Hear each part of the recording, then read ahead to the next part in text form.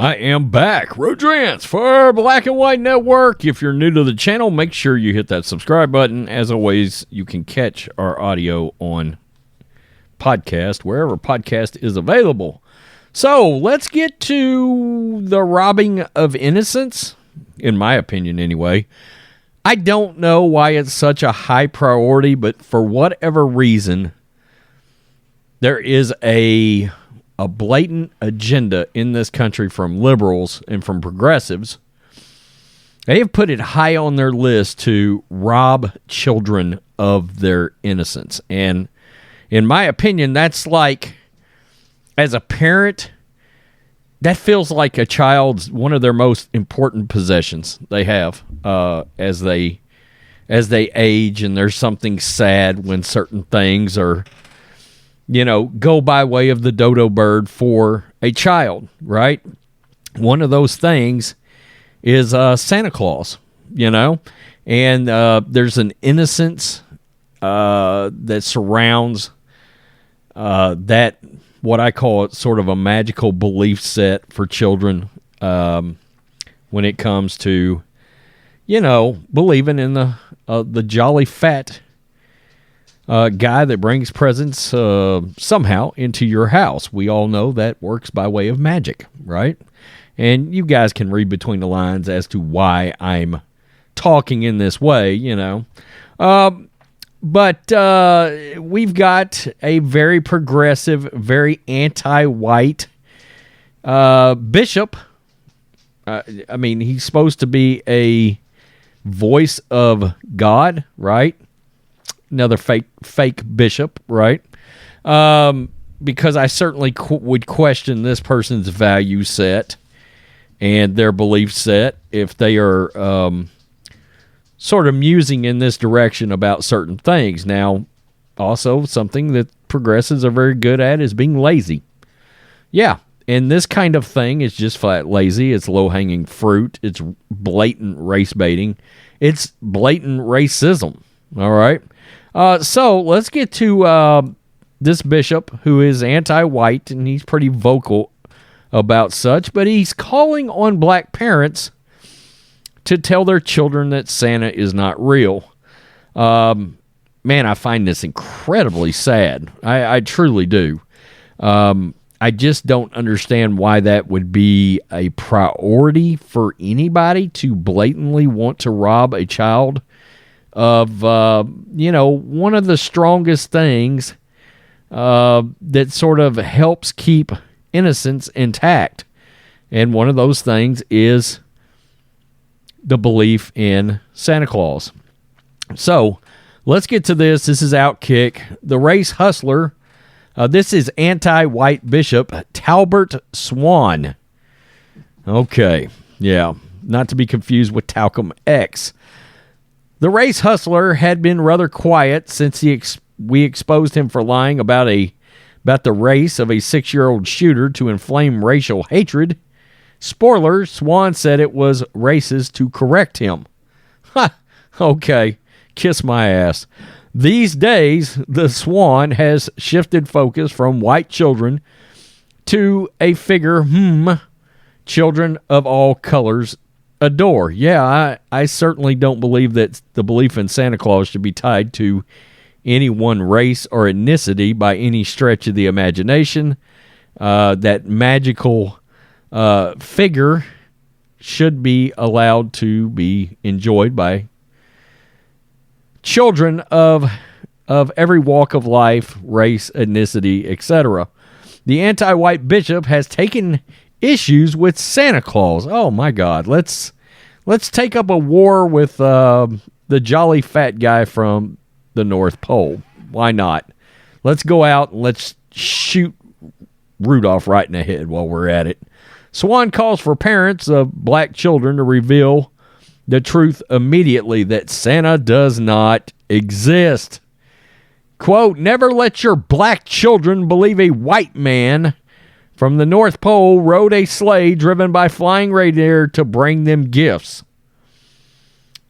I'm going to be real here. There's a certain amount of evilness tied to that kind of way of thought. Truly, I mean, there's got to be something corrupt in your thought process. There's something rotting inside of you, I would say. I cringe at the fact that you claim to be a man of the Lord. That's frightening.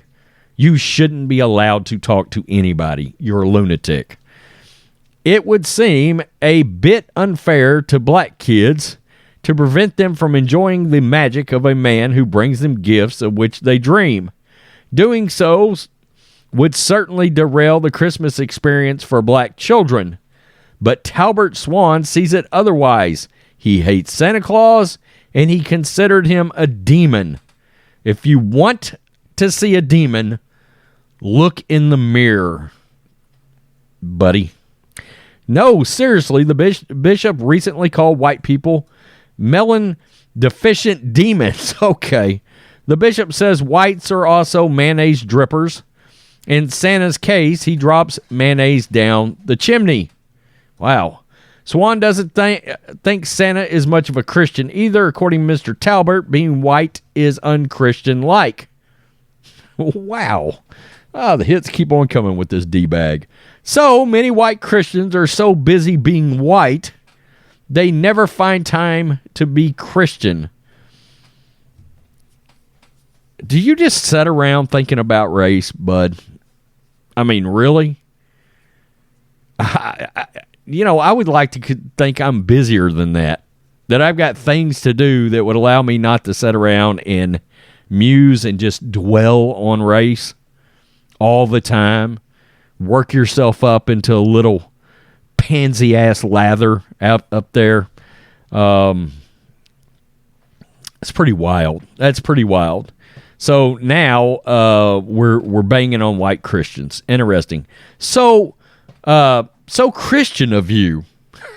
It's kind of odd that you don't see the hypocrisy of your hate in your own statement as being a quote-unquote man of the Lord. All right. As Mrs. Claus lets you hope she never used a tanner, also known as exuding white privilege. Somehow we've now got a tanning bed tied to white privilege. All right, then. White privilege is going to a tanning salon and getting darker for fun, because a permanent tan can get you killed in this nation. Only if you don't comply with the police and you exhibit dangerous behavior, Mr. Swan. And by the way, that can be tied to any race and ethnicity as well. If I go out there and I encounter a policeman and I decide to give him shit and I don't comply and I try to run away, guess what? They can shoot and kill my white ass. I mean, I'm just being real.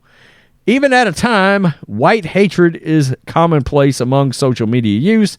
Talbert Swan's dedication to the cause is uncanny. He makes Joy Reid, Bomani Jones, and Sonny Hostin look Bush League. It takes a special kind of mind to wake up on March 24th and randomly demand parents of black children cease association with Santa Claus. Wow. I would hope my bishop would have it at the forefront of his cerebellum to also want all children to be able to hang on to innocence as long as they can. Right? There's something sad about when that's ripped away. But again, progressives, they seem to not value the innocence of children. And we see that all the time with story hour drag shows and things of that nature. The innocence of children is just not a priority for them. Okay, there's certain things that we want to allow our kids to be exposed to and not exposed to, and part of that is maintaining their innocence as a child, because once you lose that, life doesn't get nearly, it's just not nearly as fun. All right, and we remember that transition, and it sucks. It does, I look back and I'm like, wow, to still have that kind of feeling.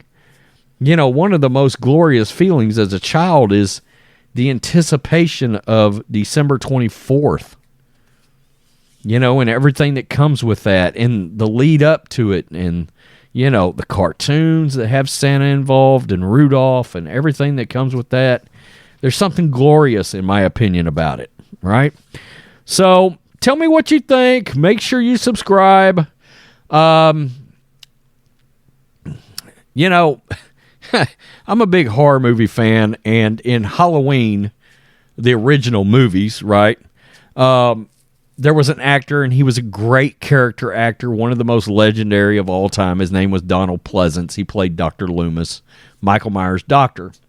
And he used to describe Michael, and it was just a way of saying a particular word. Michael was so evil, he was evil. I think Mr. Swan here is evil. That's just my take. Peace. I'm out. Till next time.